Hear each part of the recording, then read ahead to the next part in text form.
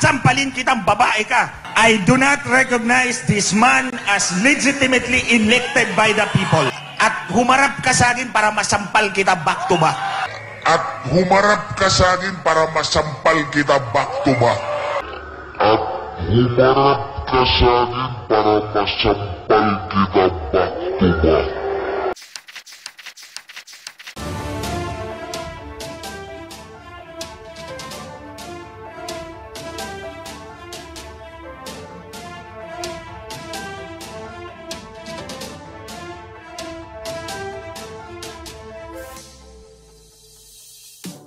Ladies and gentlemen, I beg to disagree sa sinabi po niya na si Marcos ang Pangulo ng Pilipinas. I do not recognize this man as legitimately elected by the people. Marcos, kung may hiya ka sa sarili mo, bumaba ka dahil minanipula mo ang election system noong 2022. Marcos Jr., wala kang moral authority to lead this nation dahil minanipula ng asawa mo at ikaw ang Smartmatic election system. At nandun ako nung inamin ng asawa mo na magmi-meeting kayo ng may-ari ng Smartmatic. Yan ang pag-aakala ni Lisa Marcos na lahat ng Pilipino ay luluhod sa kanya para magkaroon ng posisyon. Sasampalin kitang babae ka, hindi ako luluhod sa'yo. At hindi ko kailangan ang posisyon mo. Ano si Marcos at ang asawa? Saksakan ng kasinungalingan yan. Ulitin ko, 3 meeting yan sa Smartmatic para masiguro na maiupo niya ang kanyang asawa sa Malacanang. Minanipula niya ang pinakamabigat na institusyon ng gobyernong ito para mailuklok niya ang kanyang asawa bilang Vice President at that time. So you see, hindi titigil si Lisa Marcos ngayon dahil nagwagi siya sa pagmamanipula ng election system natin. Hindi totoo na 31 million ang boto ni Bongbong Marcos. Excuse me. Hindi pala Bongbong Marcos. Bobong Marcos. Hindi totoong 31 million ang boto ni Bobong Marcos. Dinagdagan yan. Tulad ng sinabi ko, sa 3 meeting na yon, walang representative si Sara Duterte. At ayaw ni Lisa Marcos kay Sara Duterte, believe me, nandun ako sa kanyang opisina. Ayaw niya kay Sara Duterte. So, sa pagitan ng dalawang mataas na, actually, ang pinakamataas na opisyal, na lehitimong pinili ng taong bayan si Sara Duterte, hindi si Marcos. Ang totoong boto ay yung kay Sara Duterte, 32 million something. Yung kay Marcos, ang estimate ko talaga nasa 24 million lang. Inangat nila para pumantay kay Sara Duterte. Dahil kung 24 million lang si Marcos, 32 million si Sara Duterte, lahat tayo, ang titingalaing leader ay si Sara Duterte. Huwag tayong maniwala na 31 million mahigit ang boto ni Bobong Marcos. In-adjust yan ni Smartmatic. Ewan ko lang kung tatablan ang mga mukha nitong dalawang ito sa sigaw nating lahat. Hindi ka hinalal ng taong bayan dahil dinoktor mo ang resulta ng eleksyon. Lisa, ikaw naman yata ang pinaka makapangyarihang nilalang sa mundo. Kasuhan mo ako. At humarap ka sa akin para masampal kita back to back. Yung sasabihin mo na sasampalin siya, kalabisan na yun. Yun ay hindi na a gentleman's act. Kaya ako talaga ay nanghihinayang sapagkat si Atty. Glenn Sonsana ay matalino naman. In fact, nirecommend ko nga yan para maging Comelec Commissioner. Kaya lang, hindi siya nakuha. Pero dapat hindi niya ipagdamdam yun. Yes, good morning. Meron kami mahalagang tanong sa iyo. Nabanggit mo rin kanina, akala ng taong bayan, pera ng gobyerno. Hindi, ito ay pera ng sarili ko at meron big sponsorship dito ang SM Foundation.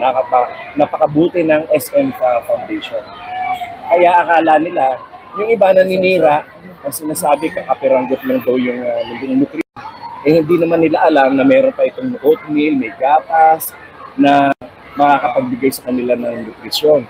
Ang nakakatawa, kasi yung mga nagtutuligsa, kahit isang pirasong biskwit, wala pa sila nabigyan.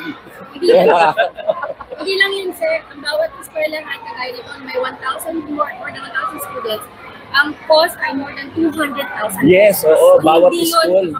Oo, kaya hindi ka kapiranggot yun, no? Sana yung mga tumutuligsa, tumulong na lang sila. Oo. Kesa yung tutuligsain nila ako, sila nga kahit isang pirasong biskwit, wala pang nabigyan. Sa ka ba nakakita na gano'n? Sa programang ito sa Ikana, sa ilang bata na po yung nakaboy po? Ay, siguro mahigit 4,000 na. Yung sa akin lang, pero yung sa mga kasamahan ko na ginagaya na nila ito ngayon, na ina-adapt nila, ay libo-libo na rin sa iba-ibang mga lugar. Meron ako mga kasamahan na ginagawa din ito. Kaya lang, hindi sila nako-cover ng ating media. Pero ang importante doon, hindi man yan ma-cover ng media, ang importante sa lahat ay makakatulong sila. Yun nakakatulong. Kaya ako, nananawagan ako dun sa mga naninira sa akin, kung maari lang, tumulong na lang kayo. Sek, one last question, Sek. Ano po masasabi niyo sa isang abogado na sasampalin daw po ang unang ginang? Ay talaga namang yun, isang malaking bastusan yun. Sa katotohanan niya, yes, si Atty. Glenchon, ay kaibigan ko yan dati.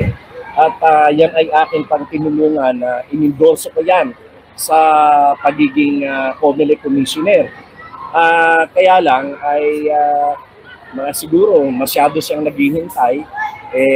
Alam nyo, maramdamin ng mga taong kagaya niya. Ngayon hindi pa siya nakakapwesto, nagsalita na lang kung ano-ano. At ang mahirap na, ay wala namang ginagawa masama sa kanya si First Lady. Si First Lady nga, tahimik na tumutulong sa ating mga kababayan sa pamamagitan ng pagdadala ng love bus medical mission sa mga probinsya na hindi rin napapublicize. Pero malaking tulong ang ginagawa niya.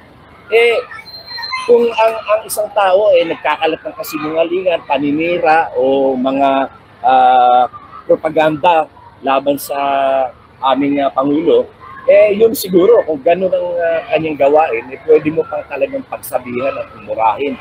Pero yung kagaya naman ni First Lady, wala namang ginagawa yung tao in fact, puro tulong na nga lang ginagawa. Walang kibo, walang kahit na anumang publicity.